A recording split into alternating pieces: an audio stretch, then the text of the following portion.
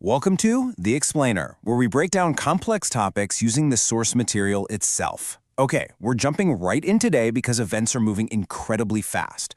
A leader is dead, missiles are in the air, and an entire region is teetering on the edge. A storm that no one has ever seen.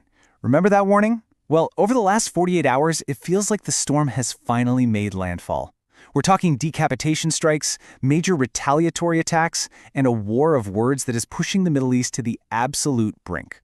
So let's start with the event that kicked all of this off. A massive, coordinated blow to Iran's leadership that has left the country, and really the entire region, completely stunned. At first, it was just whispers, reports coming from US and Israeli intelligence. But now, it's official. Tehran itself has confirmed that a precision missile attack has taken out the single most powerful figure in the Islamic Republic. And this wasn't just one lucky shot. The sheer scope of this strike is staggering. It wasn't only the supreme leader. His entire top command, we're talking the Minister of Defense and the head of the powerful Islamic Revolutionary Guard Corps, the IRGC, they were all eliminated. This has created a power vacuum unlike anything we've seen before. So, did this leadership vacuum lead to a pause? Not a chance. If anything, the conflict is now exploding across the region, and both sides are making some pretty major claims about the damage they're inflicting on each other. Out in the Persian Gulf, there's a battle being fought with missiles and with press releases. Iran is claiming a major victory, saying they hit a U.S. aircraft carrier with 4 missiles. The U.S. is flatly denying it, saying, nope, the missiles were fired, but they all fell short. It's a classic case of he said, she said in the middle of a hot conflict. And this thing is spreading, and it's spreading fast. The U.S. has sunk a major Iranian warship. Iran's response? They've shut down the Strait of Hormuz, one of the world's most critical shipping lanes. On top of that, they've launched missile strikes against bases in 5 neighboring countries. And now, the UK has announced it's officially joining the operation against Iran. And now we're getting confirmation of the human cost, at least for American forces. Washington has just announced its first casualties of the conflict, confirming that 3 U.S. soldiers have been killed in these Iranian retaliatory strikes.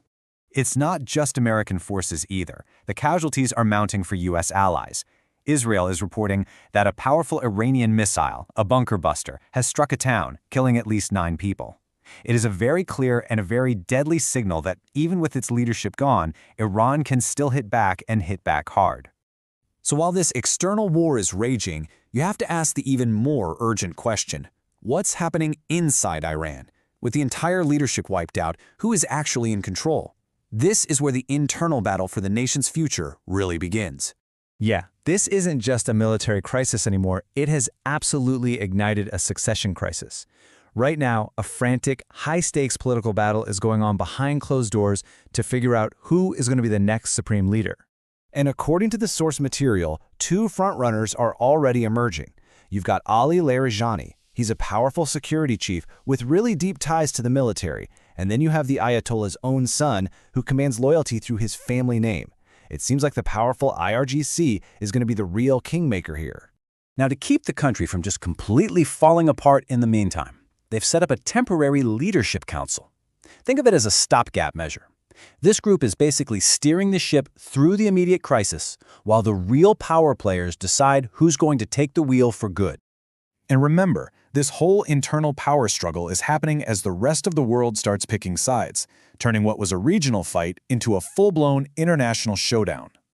The source material points to a real bombshell report from the Washington Post. It claims that, behind the scenes, Saudi Arabia was secretly pushing, urging the United States to launch a fast and decisive attack on its biggest rival, Iran. But, and this is a really big but, the source also presents a counter-analysis. It questions the timing of this report, suggesting that maybe this was a strategic leak, a leak designed specifically to drive a wedge between Iran and the other Arab nations, to isolate Tehran even more. So what is the ultimate goal in all of this? The source material suggests the strategy goes way beyond just military strikes. It points to a direct appeal that's aimed not at Iran's government, but at the Iranian people themselves.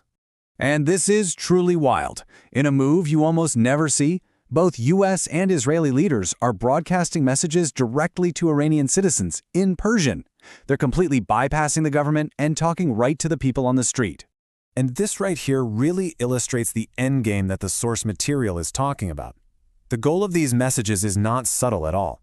It is to encourage a massive internal uprising, to get people to take over government buildings, and ultimately, to collapse the state from the inside out. Now, the source argues that these events didn't just happen in a vacuum. They might connect to a much older strategy. It references a supposed plan from back in 2003 outlined by a U.S. general to attack 7 countries in 5 years, and the final name on that list? Iran. The timeline might have changed, but the source suggests the ultimate objective has stayed the same. So that brings us to the big question, right? With its leadership gone, a power vacuum at home, and outside forces calling for revolution, is Iran on the verge of collapsing from within? Or is it about to drag the world into a much wider war? The events of the last 48 hours have put the entire region at a historic crossroads, and no matter which path is taken, the consequences are going to be felt around